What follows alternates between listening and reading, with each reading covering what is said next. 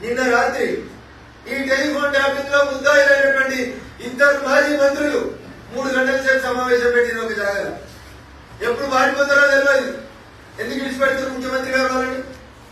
Notice చేయడంలో మీకు ఉన్నటువంటి ఇబ్బంది ఏంటి? వాళ్ళ పాస్పోర్ట్ సీజ్ చేయడంలో మీకు ఇబ్బంది ఏంటి? ఈ కేసులోంచి తప్పించుకోవడానికి చాలా టీవీ చెప్తున్నాయి. నేనే టీవీలో చూడగా ఒకటే టీవీలో చూసిన న్యూస్ వాళ్ళే చెప్తున్నారు. కేసీఆర్ అట మాస్టర్ స్కెచ్ చేసిండట. ఆ మాస్టర్ స్కెచ్ ఏంటంటే ఈ కేసులలోంచి ముఖ్యమంత్రి పేరు హరీష్ రావు పేరు పెట్టకుంటుంటే హరీష్ రావుని కాంగ్రెస్ పార్టీలోకి తొలగిస్తారట. ఇది రఘునందనరావు చెప్తారో దాని చేశారు. ఆయన దిక్కు తోచని స్థితిలో కేసీఆర్, కవిత అరెస్ట్ అయితే దిక్కు చేతని స్థితిలో కేసీఆర్ ఉన్నాడు. ఇది టీవీలో ఎన్టీఓ ఈటీఓ మీటీఓ రాయలేదు. ఇది ఎవరు రాసినా న్యూస్ రాసింది. న్యూస్ లో ఒకవేళ చంద్రశేఖరరావు గారి కుటుంబ సభ్యుల పెట్టుబడులు ఉంటే ఈ వార్త ఎందుకు వస్తుందన్న? ఇది న్యూస్ లో పెట్టినటువంటి తమ్మునేల్ ప్రోగ్రామ్. ఇదే న్యూస్ లో ఇంకో వార్త పెట్టింది. ఏమని? కేసీఆర్ మాస్టర్ స్కెచ్, కాంగ్రెస్ లోకి హరీష్ రావు, రేవంత్ రెడ్డితో హరీష్ రావు చర్చలు. ఏడు జరిపిరన్నా చెప్పురు. మరి ఏడు జరిపిరు? ఎప్పుడు జరిపిరో చెప్పు. మీరు చెప్పారు కదా, నేను చెప్తా. కవిత అరెస్ట్ అయిన తర్వాత కవిత అనేటువంటి టీఆర్ఎస్ పార్టీ ఎమ్మెల్సీని ఢిల్లీ పోలీసులు ఈడీ తీసుకెళ్లిన తర్వాత పరామర్శించడానికి అన్న కేటీఆర్ బావ హరీష్ రావు గారు ఢిల్లీ పోయింది. 2-3 రోజులు అడుగున్నారు. అదే సమయంలో కాంగ్రెస్ ఎంపీ టికెట్ల విషయంలో చర్చలు జరిపినందుకు గౌరవ ముఖ్యమంత్రి రేవంత్ రెడ్డి గారు ఢిల్లీ పోయింది. I'm straightly alleging, I'm putting the evidences also. 19 March 2024 తారీఖు రోజు రాత్రి 10:15 ఎయిర్ ఇండియా విమానం A1039 అనే విమానంలో ముఖ్యమంత్రి గారు, రేవంత్ రెడ్డి గారు, సిద్దిపేట ఎమ్మెల్యే హరీష్ రావు గారు ఇద్దరు కలిసి బిజినెస్ క్లాస్ లో ట్రావెల్ చేసింది. విమానం ప్రారంభమైనప్పుడు ఎవరి కుర్చీలో వాళ్ళే కూర్చొని ఉన్నారు ఇద్దరు. విమానం టేకాఫ్ అయిన తర్వాత రేవంత్ రెడ్డి గారి పక్కకి పోయి హరీష్ రావు గారు కూర్చున్నారు. ఆ 2 గంటలు ఏం డిస్కషన్ జరిగింది విమానంలో? ముఖ్యమంత్రి వస్తుండేనే హరీష్ రావు ఆ విమానంలో టికెట్ బుక్ చేసుకున్నా. ఎందుకు మీరు ఇద్దరు కలిసి ట్రావెల్ చేసిరు? ఈ వార్త కేవలం న్యూస్ లోనే ఎందుకు వచ్చింది? న్యూస్ హరీష్ రావు బినామియా? Who is mister Shravan Rao? నాకున్న సమాచారం హరీష్ రావు బినామీ అని. హరీష్ రావు చెప్తేనే అప్పుడున్నటువంటి ఎస్ఐటి చీఫ్, అప్పుడున్నటువంటి ప్రణీత్ రావు ఇద్దరు ఇన్స్ట్రుమెంట్స్ తీసుకుపోయి న్యూస్ ఆఫీస్ లో పెట్టిరండి. దానివల్ల రేవంత్ రెడ్డి ఇల్లు కిలోమీటర్ దూరంలో ఉంటది కాబట్టి రేవంత్ రెడ్డి ఇంట్లో ఉన్నటువంటి సెల్ ఫోన్లు అన్నింటినీ వాళ్ళు మానిటర్ చేసిరనేది చాలా స్పష్టంగా ఈరోజు కనబడుతున్నటువంటి విషయం. ఇన్ని జరుగుతుంటే రేవంత్ రెడ్డి గారిని నేను చాలా స్పష్టంగా తెలుసుకున్నాను. మీరు కూడా ఈ కేసుని కేవలం మీ రాజకీయ ప్రయోజనాలకి వాడుకుంటారా? నిజాన్ని తెలంగాణ సమాజం ముందు ఉంచుతారు అనేది నేను ఈ సందర్భంగా ముఖ్యమంత్రి గారు అనేది తెలుసుకున్నాను. ఎందుకంటే 4 ఎమ్మెల్యేలు 4 స్వామీజీలకు గారం చేసిరని ఒక వార్త చెప్పింది.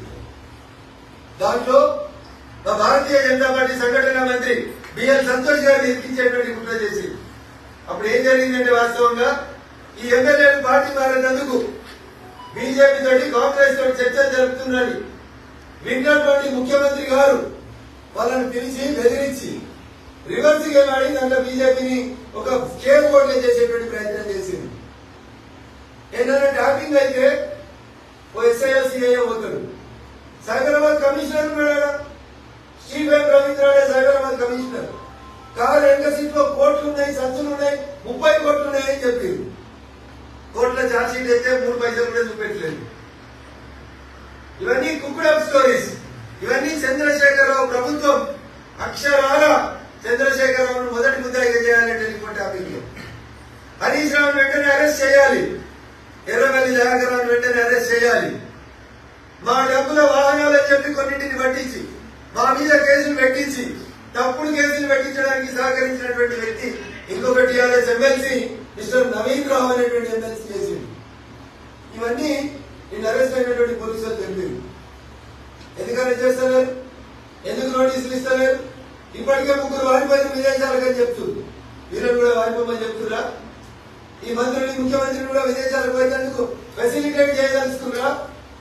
రేవంత్ రెడ్డి గారు మీరు నిజాయితీగా టెలిఫోన్ ట్యాపింగ్ ని నిజాయితీగా మీరు ఇన్వెస్టిగేట్ చేయాలనే కోరిక మీకుంటే 2015లో ఈ రాష్ట్ర డీజీపీ ఎవరు? ఇలా ఏడున్నాడు. 2014 జూన్ 2 కదా తెలంగాణ వచ్చింది. ఏడాదికే మీకు కేసైంది కదా. ఈ ఏడాదిలో ఇన్స్ట్రుమెంట్ ఏడా కొనుక్కొచ్చిండ్రు, పైసలు ఎవరిచ్చిండ్రు? ఎట్లా ఒక డిఎస్పీ అమెరికాకు పోయిండు, ఒక పిఏ అమెరికాకు పోయిండు. మీ పిఏ అనేది చెప్పాలి. మీకు ఏమైనా డౌట్ ఉంటే, మీకు ఏమైనా ఇబ్బందులు ఉంటే, సాక్ష్యాలు ఆధారాలు కావాలంటే 400 చాలా మందిని తెచ్చేయడానికి సిద్ధంగా ఉంటారు. ఇంకా బాధాకరం ఏంటంటే హైకోర్టు జడ్జిల ఫోన్లను కూడా విన్నారు అని చెప్పి ఈ మధ్య తెలుస్తా ఉంది.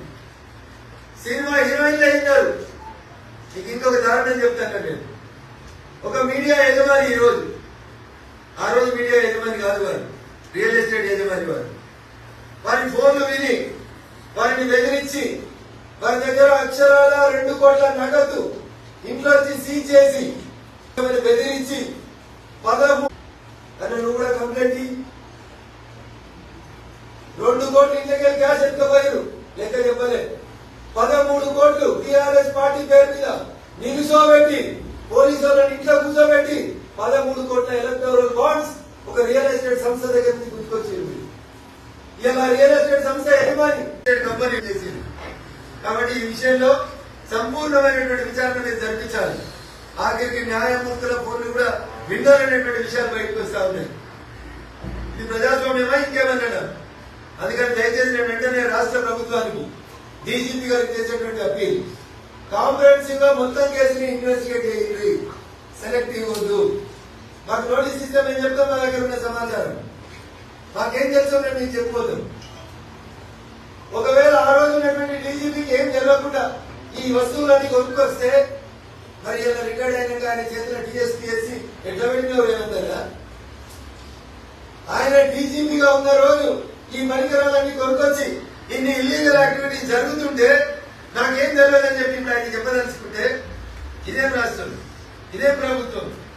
పోలీసు ఉన్నతాధికారికి తెలియకుండా, డీజీపీకి తెలియకుండా ఒక డిఎస్పీ టెలిఫోన్ ట్యాపింగ్ చేస్తాడా? ముఖ్యమంత్రికి తెలియకుండా ఎస్ఐబీ చీఫ్లు టెలిఫోన్లు వింటారా?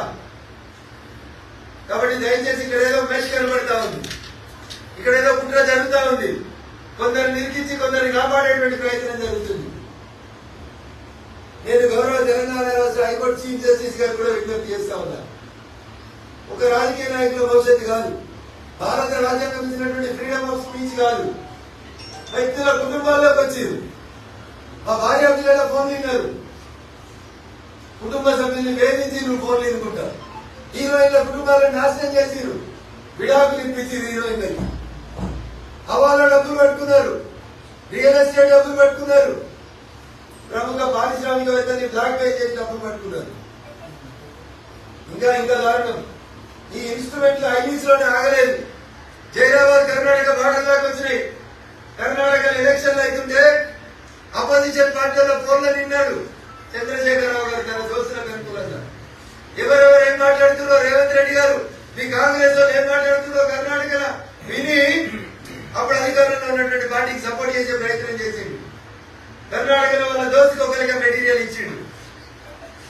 ఆంధ్రప్రదేశ్ బార్డర్ పోయిండ్రు, విజయవాడ కింద సూర్యాపేట దాకా పోయినాయి ఈ రూమ్లు, ఈ వార్ రూమ్లు, ఈ టెలిఫోన్లు ట్యాపింగ్ చేసేవి. అక్కడ కూడా ఆంధ్రప్రదేశ్ లో కూడా టెలిఫోన్ ట్యాపింగ్ జరిగింది. అందుకని మేము sincere appeal to the chief justice of Telangana, ఇది ఒక తెలంగాణ 10 జిల్లాలకు సంబంధించిన పంచాయతీ కాదు, ఇది ఒక కాంగ్రెస్ లో ఒక బీజేపీ ఎమ్మెల్యేల పంచాయతీ కాదు.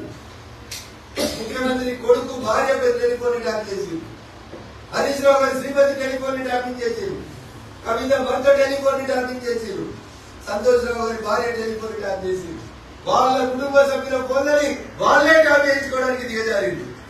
ఇంత దుర్మార్గులు వీళ్ళు ప్రజాక్షేత్రంలో ఎమ్మెల్యేలుగా ఎంపీలుగా ఉండడానికి అడుగులాగే ఒకసారి దయచేసి తెలంగాణ సమాజం ఆలోచించాలి. ఇంకా 4 ఉంటే ఒకరి ఫోన్ ఒక ట్యాప్ చేయమని చెప్తాడు ప్రణీత్ రావుకి. ఇంత సంస్కారవంతులు వీళ్ళు. పార్వతీయుల సంగారెడ్డిలో శుద్ధ పూసలు లెక్క మీటింగ్లు పెట్టి చెప్పిపోతున్నారు.